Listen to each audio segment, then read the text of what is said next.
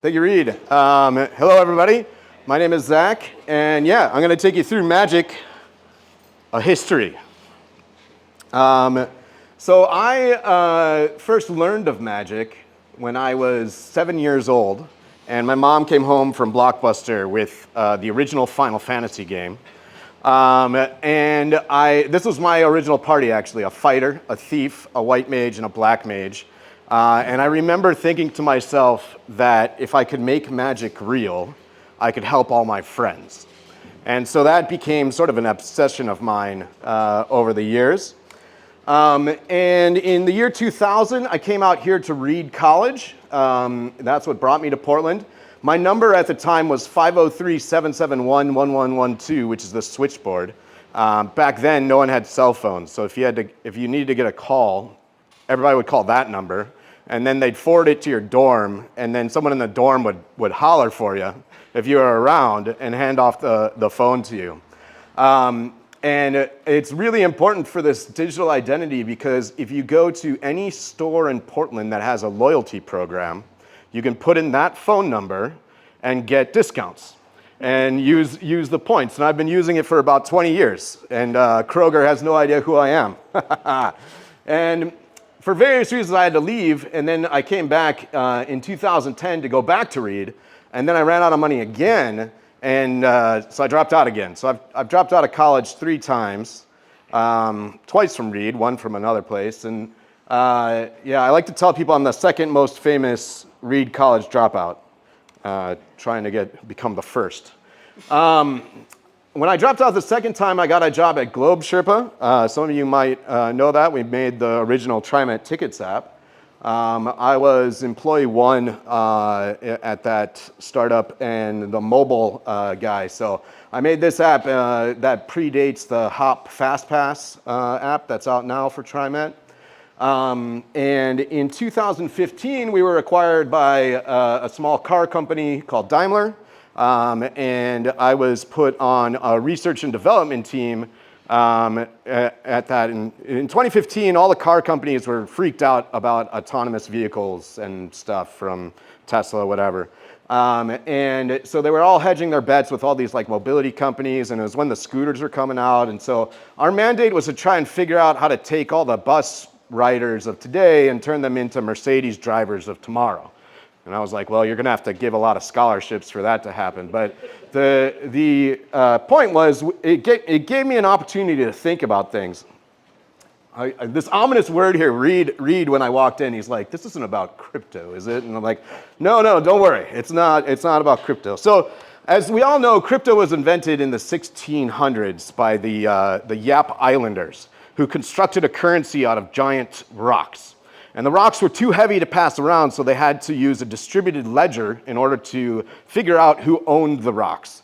The technology was rediscovered in 2008 by whomever this is, and turned into just some weird stuff. But there's this one line in the abstract of the Bitcoin paper that says, digital signatures provide part of the solution. And I was like, what the hell does that mean? What's a digital signature, right? And so that got me really, really intrigued. And I had this epiphany. My favorite band, Jawbreaker, was playing for the first time ever in like 20 years. And I had never seen them live when I was younger because they quit playing right before I was old enough to start going to shows. They were playing in Chicago, where I'm from, and I was like, I'm there. And so I got tickets, and in the Denver airport, waiting on a transfer, I was like thinking about crypto and stuff and digital signatures and all this stuff. And I had this epiphany. So if this is the crypto blockchain thing where you have all these computers and they're all doing the same thing, I was like, what if instead of doing the same thing, they did different things? And the picture turned like this. And there were just a bunch of computers linked together that did useful stuff in a chain. Instead of one single chain, they could do different chains. I don't know what that is yet, but it seemed cool. And over time, what it felt like, I don't know if we have any math people here, but back in the 5th century BCE, Euclid wrote down what the Greeks knew about geometry at the time. And it all came from these 5 postulates. And the 4 postulates, the first 4 are really like normal and mainstream, and you're like, a straight line segment can be drawn joining any 2 points. Seems reasonable, right? Any straight line segment can be extended indefinitely in a straight line. All right, that makes sense, right? And then the 5th postulate, if 2 lines are drawn which intersect a third in such a way that the sum of the inner angles on one side, blah, blah, blah, right? Like there's 3 lines of stuff here. And that's what creates, you know, Euclidean geometry. And it took human beings 2,000 years to figure out that there were 2 other kinds of geometries if you got rid of the 5th postulate, right? And so if we go back to my picture, so you have this blockchain, you have these users coming into it. Well, what if instead of all of these computers needing to agree on who the person is, what if you had computers over here that were telling you who the person is, and everybody in here, so long as they trusted these guys, could do whatever it is that they needed to do? The question, of course, was like, what are these? And this was in 2017, and we were trying to figure this out at Globe Sherpa still. And of course, we're working with transit agencies, and transit agencies are sort of this really cool, you know, civic entity because they touch all of the parts of the city, right? And TriMet, and our biggest customer at the time was the Ventra system in Chicago, which touched like most of the Chicago megapolis. And they always wanted to know, like, can we make something that interacts with all of the different vendors, all of the shops that are on our routes, that you know, the grocery stores, things along those lines. And of course you can't, because all of those things have different identity systems. And there's no way to like join them together. And then a call for papers goes out. And this is from the ACM, was holding a Smart Cities conference here in 2018 at the conference center. And so a colleague and I, we wrote this digital identity for smart cities. And you can go out and read it. It's not that long, maybe 6 or 7 pages. But the gist of it, the TLDR is, it should never be my responsibility to tell you who I am. If you're a computer system and you want to know who I am, you should tell me who I am in your system. And then I'll just carry that around with me, right? Like the government does that. They, you know, you tell them I have a name and they go, oh, well, here's who you really are, and they hand you papers, right? Like that comes from the government. Then you have to carry them around with them and hope that you don't lose them, and then everybody does, or you know, not everybody, but some people do, and that's a whole other thing.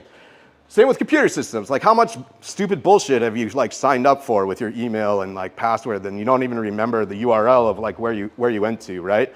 And now they have who you are. I have a feeling I don't need to go into digital, you know, like identity and privacy with this crowd all that much. But again, it should never be my responsibility to tell you who I am. Just give me a UUID and let me go about my business. And so I told that story to a friend of our company who worked at Galois, you know, the company, the cybersecurity company. And he was like, oh, that's a pretty good idea. And at the time, we decided that the thing holding the world back from it existing was that there wasn't like a cryptographic standard across different languages and libraries sufficient in order to do all of this cryptography. And then he went off and started a B2B business with the idea, and I started a B2C business with the idea.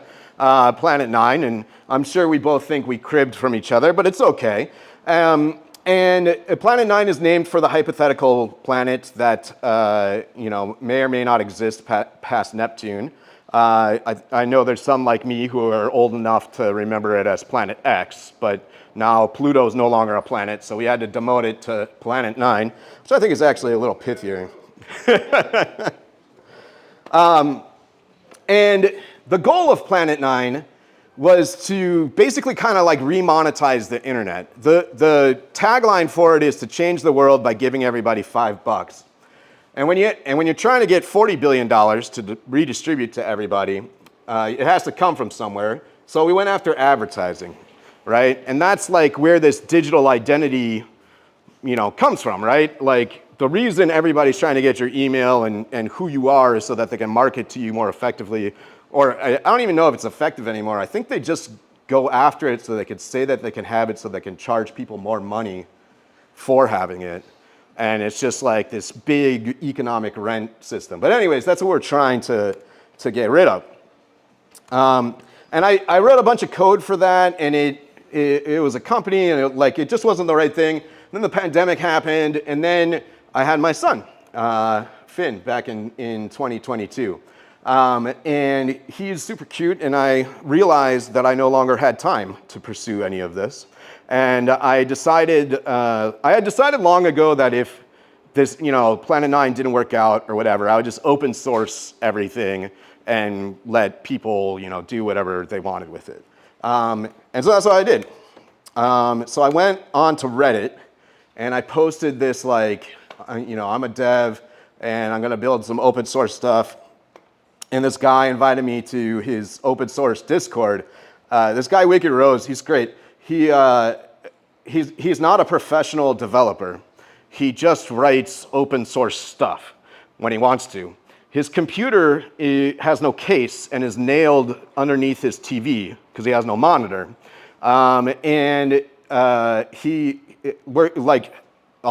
Everybody who's a professional dev is like, dude, just get you write professional level bash. You could get any job that you wanted with that. It's like, nah, I just like building fences sometimes. So that's what he does. And he runs this community, and most of the time we just sort of sit around here bullshitting, here we're talking about idiomatic code, and I'm like, oh, I've had that convo on Slack a couple of times. But we've grown that community from 250 people to 2,500 people in 2 years. And that's like a worldwide group of people, which is super, super cool. And that's given me a lot of insight into not just what's going on in the US, but what's going on in other parts of the world, and what people's priorities are and things along those lines. And there's, I don't know, hundreds of projects now in that Discord. Which brings us to Dorkbot, which is the other Discord that I was in at the time. And I work for the company that owns Homestar.com, or not Homestar, Homes.com. I wish it was HomestarRunner.com, that would be. But Homes.com and Apartments.com. And I was preparing a presentation on Agile, and I pulled up the Agile manifesto and I saw Ward Cunningham's name on there, and I was like, that name looks familiar, because he's on the PDX Dorkbot, and I'm sure some of you know him. And so I pinged him back in January, and we got to talking, and he's got his federated wiki project, and I had started building out this digital identity system and a backend as a service system similar to Firebase, and I was looking for a way to federate it. And so we ended up meeting for drinks and talking about stuff, and we just sort of jibed a little bit. And that motivated me to start getting this stuff out the door. So that was on January 5th, and 2 weeks later I put out the magic and teleportation video. It's not like it has a ton of views or anything like that, but that's led to this whole year of stuff. And so the advancement is the consumer-facing part of all of this digital identity magic type stuff. And this is the picture right now of the groups who are using it from this past year. And because it touches a little bit of everything, there's not a common thread through all of them. So there's Mirlo is up here, which is a Bandcamp alternative, and Swede Mom, which is this really cool giving center that's sort of like a Goodwill that operates out of McMinnville, Oregon. And then the Hitchhiker's Guide to the Galaxy. So Robbie Stamp, who inherited some of the rights and was the longtime CEO and friend of Douglas Adams, is trying to use the Hitchhiker's Guide to the Galaxy as a stepping off point for building community guides around the world. And he wants to set up bases that are federated in order to do all of this. And identity is a big part of it, because as a hitchhiker, you don't need to be telling people who you are, right? And yeah, anyways, we can go through different parts of this. And then what I'm doing all of these groups are nonprofits, and nonprofits all have, or not all, but a lot of them have the same problem, which is that they don't make any money. So what I'm going to do, or what we're in the process of doing, these are like the top 35 e-commerce platforms that charge over 9% platform fees, and we're just going to compete with all of them. Because the standard identity lets us just build something that users can use like without having to jump in, right? And then we're building it as code that can be launched by the community. So one of the communities that's on here is the Fledge. The Fledge is based out of Lansing, Michigan. They serve 100,000 people a year. They have like an entrepreneurial setup. They do adult education and stuff like that. And so the first one we went after, do any of you have like a link tree or a link aggregator of any kind? Yeah, some of you do. Well, those MFs have decided that they're going to raise their prices from $9 a month to $15 a month this month. So that's a 66% increase if you have like the pro plan, right? And I would hope all of us are technical enough to know that $180 a year is maybe a little high for 4 links on a PNG, right? Like so, so I whipped this up, and then I handed it off to the Fledge, and Jerry, who's the guy who like heads up the Fledge, he's like, they just canceled my subscription like 2 days ago because I didn't pay, you know? And he knows that he can take this and just pump it out to his community and sell, 5,000 of them for 20 bucks. And that's whatever that is, like, so we're going to do that one first. It's called Linkity Link. Then there's BizBuzz, which are the digital business cards. And then the next one, I made a Trello knockoff called Ledecky, after Katie Ledecky. I name pretty much all my stuff off of inspiring women. It's a very open namespace in programming for whatever reason. And so that brings us back to Magic, and I have a little demo for you. The reason all of this stuff works is if you've ever built like a big backend, microservices were really cool for a hot minute, and now everyone hates them. But the reason they weren't or aren't cool is because you always had to go and figure out auth, right? And it just like slowed down everything, and you had to like figure out how to bounce around. But because of Magic and digital signatures going through, you can just send authenticated or authorized requests through multiple machines and have them do whatever it is they want to do and attach to them. And so you can actually like link them together. And that's what I call a spell. And there's a whole namespace for that. And you can actually construct these without writing any code. So you can, once you have something that authorizes spells, you can create your own that do interesting things, including get paid for doing them. And so as I've gone on this journey, the patent that I wrote for Magic, which was never filed but now is in the commons, I called it multi-device asynchronous generic input-output consensus. The lawyers took that out of the patent because apparently the patent office doesn't like it when you call things Magic. I guess that happens like more often than not. But I've realized that this was the wrong backronym. So I came up with a new one. Multi-party assistive generosity in a community. And that's what my Magic is today. And and I'll show you how it works, I guess. Or maybe, do we do questions? Or do the demo? Okay. Should I turn this off? Or? Okay, cool. Okay.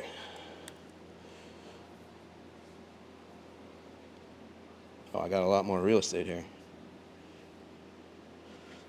Okay, so on the right, we're going to start a BLE bridge. And on the left is a website that's running from a server.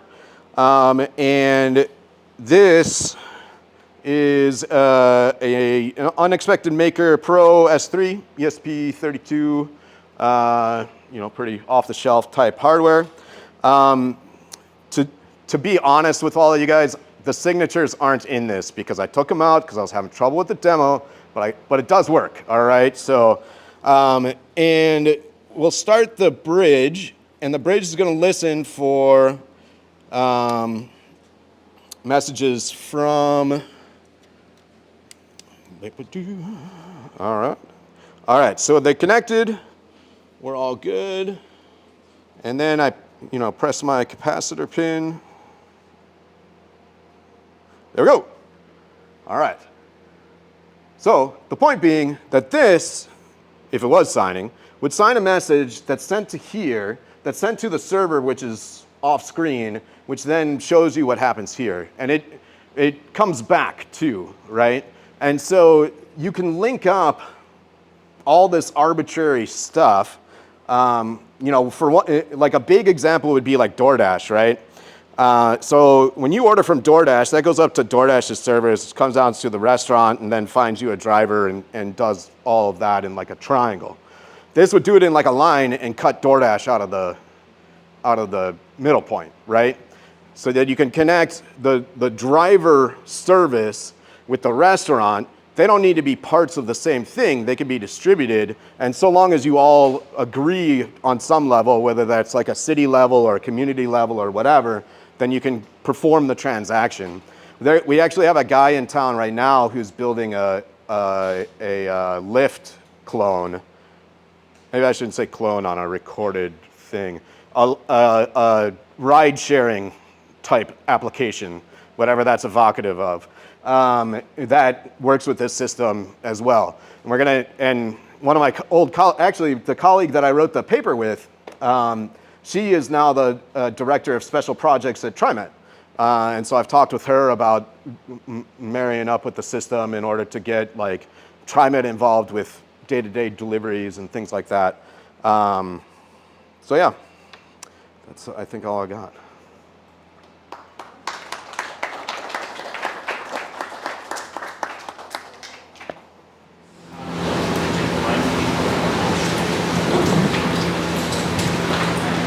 Does anybody have questions?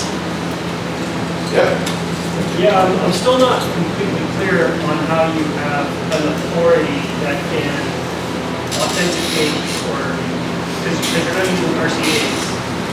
So how do you provide that certainty that the chain is valid? How do you prevent a bad actor from putting their own, nefarious Bluetooth device on the network? Okay. Well, there's a. Oh, sorry. Oh, yeah. So the question was, how do you prevent a bad actor from putting a Bluetooth, like their own device, into the network? And so there's a couple answers there. One is I'm encouraging people to follow what I call the Portland method of security. Which is to take everything out of your car before you leave it, and just not put things of value over the network. And it's interesting because we're focusing on transactions, and the point of a transaction is not to give, right? It's to get something in return, and so the bad actor would have to, if you're just not sending anything of value over the network, right, then there's nothing to steal, and then it doesn't matter. But there would be the transaction, like you had the DoorDash example. Presumably I would put an order in and send money to a restaurant, and then they would just contact, some teenager to send me the food. So when I send a transaction out, that's signed with me with my private key, right? And then all of the gateways is the terminology along the way sign with their private key. And so everybody who is involved in the transaction is known to the resolver of that transaction, all right? And you can't get rid of bad actors entirely, but what you can do is kick them out of the being resolved, if they act poorly in the first place. But that's an implementation detail for what you're building, right? Like, so if some computer which represents some driver fails to deliver, on time 5 or 6 times, then you can remove them from the service, right? And then if there's a service that is allowing too many bad actors, then that introduces like competition for that service. So that's it. Can I piggyback on that question? I'm not hearing anything inherent in the system which offers reputation analysis or tracking of someone's reputation or a bad actor's. No, there's none of that in the protocols, which is what we're at the level of, yeah. And so that's a good way to put it, right? Like an implementation would probably have a reputation score, or could have a reputation score if they're worried about somebody not, following through on what they've represented that they would in the system.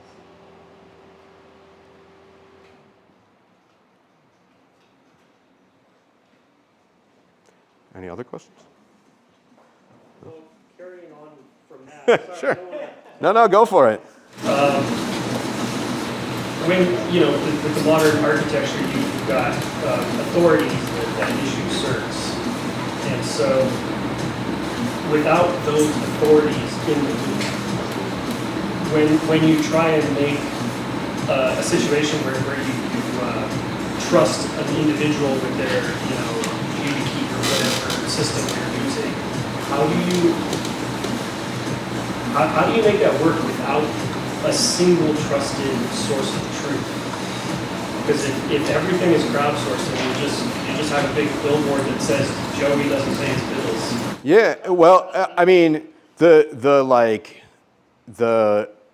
Ward answer to that is, why do you trust the authority? Is that a good thing in the internet that we trust the authority in the first place? Again, we're talking at like the protocol level, right? And so the notion of trust is one that would say, so long as the protocols allow for the establishment of trust through some mechanism. I see what you mean. You're a layer deeper. Yeah, exactly. At least for this, right? Like, I do have an implementation as well, which does go after that. And the answer there is by staying really small, right? So that you know who people actually are. It's kind of like a user list. Yeah. Trust inherent. Yeah. Okay, that makes more sense. Yeah. On that, I missed part of it, but did you mention, is there like end-to-end encryption as part of it, or is that a layer on top of what you're working at? No, there's no encryption involved in this. You could add that pretty trivially, but the only cryptography that's happening is the digital signatures themselves. Or even that, even not necessarily encryption, but like the end-to-end where I don't know who's in between, but I will sign it, and so by the time it gets to the end, they can still verify that I signed it, even though it might have gone through questionable actors on the way to get there. Yeah, exactly. And it uses HTTPS or it can. It doesn't have to. It could use any transport that you want, and if it's an encrypted transport like HTTPS, then you're good. And if not, like this was over BLE, which is not encrypted, but you could encrypt it if you wanted to.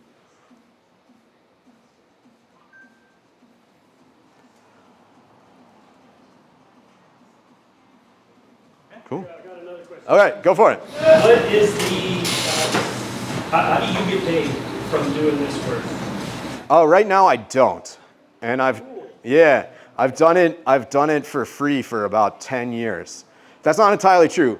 I have sold 12 books at $5 a piece, so I have made $60 on my work. But yeah, the rest of it is a passion project. But the idea is that eventually, once there's enough of these things, you know, I could switch to some kind of, well, actually, the plan is to create a digital value exchange for, that's a royalty system for open source software the way that you have for other media, like movies and books and music and stuff like that. But we're just starting on the legalities of what that might mean and all that sort of stuff. And as for me personally, I make plenty of money on my day job. The only problem I have with it is I don't enjoy doing it, so.